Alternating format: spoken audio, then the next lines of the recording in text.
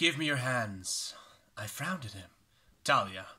His voice was sharp. Give me your hands. I did. He held my wrists in a stretch of one big hand, lifting them over my head, laying me down again. I watched the pulse hammer in his throat as he leaned down to tie me to his headboard. The knots weren't tight, but I had no interest in trying to get away.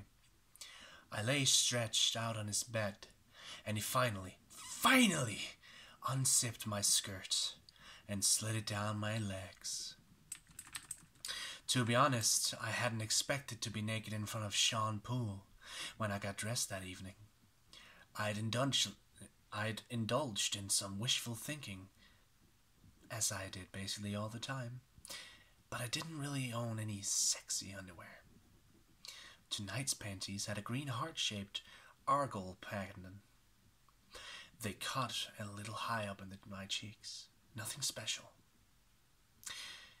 But he murmured, "Jesus, look at you." I blushed and looked away. His hand slid up my thighs, and his fingers curled around the waistband of my panties and pulled them down. Oh, come on.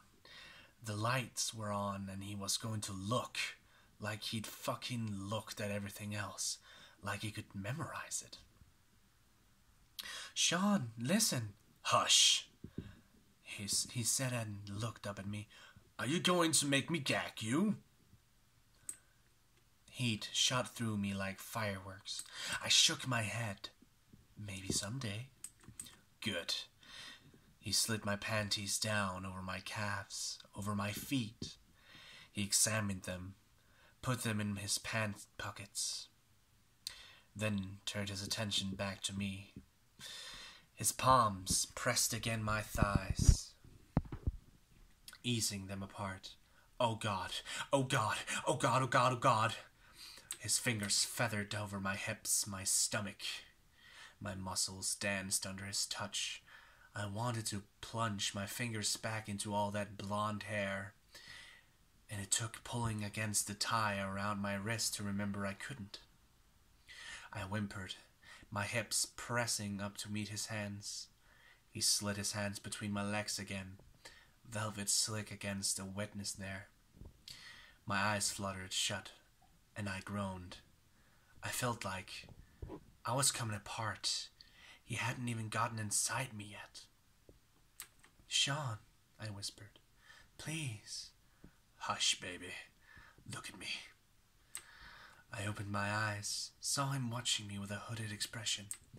He knelt between my legs, pants tight across his powerful thighs. "Don't move," he said, sliding his hands around my calves, the heat of his skin shocking, even through socks. He pushed my knees up, my feet flat on the bed. "Let me take care of what's mine." I wanted to run, then, more than any other time, watching his face, framed by the collared shirt, his intelligence, powerful man putting me at the center of his universe for a few minutes. Yeah, I wanted to fucking run. But his eyes trapped me, held me in place as he leaned forward, dipping his head. No one had done this before, not even Matthew. "You're shaking," he said softly. His hands hadn't stopped moving up my legs, over my hips, his palms tracing the curve of my waist, my ribs. "Are you okay? Do I need to slow down?" I shook my head. "Tell me if I do," he said. "Tell me if something changes, any time, okay?" I nodded. "Say the words." "I'm okay," I whispered. "I'll tell you if I'm not." He smiled. "Good girl. Thank you." His hands dragged back down my stomach, up my thighs, and he pressed his knees farther apart. Cool air on wet skin like its own touch.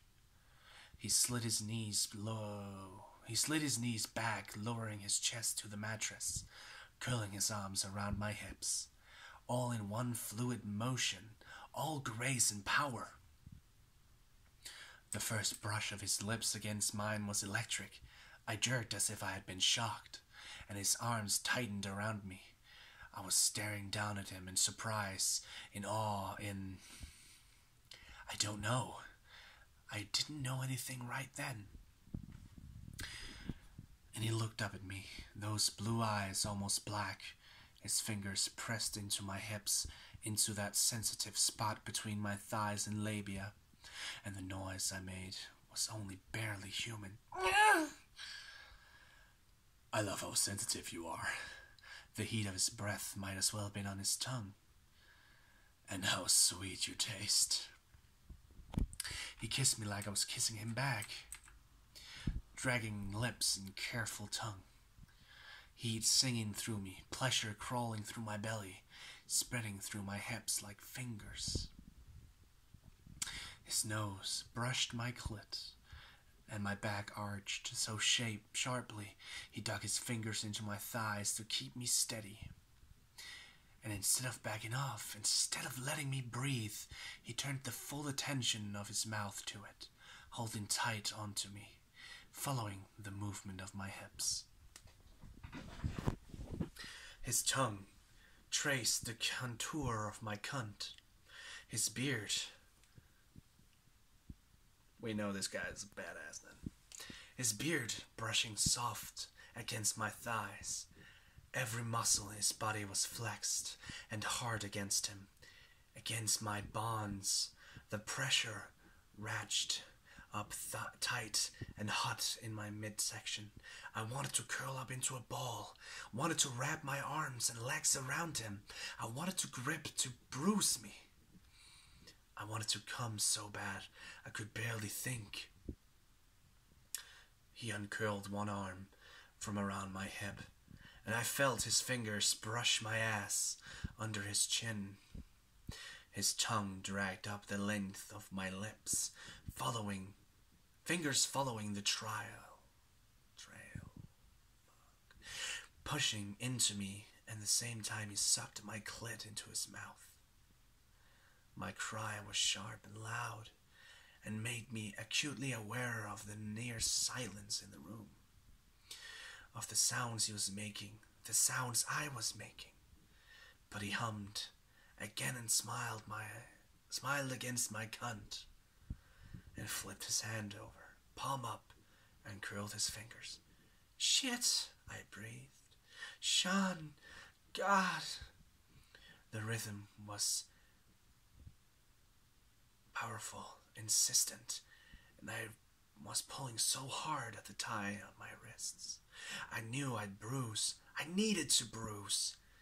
He lifted his head, letting his thumb take over where his mouth had been. Are you going to come for me, baby?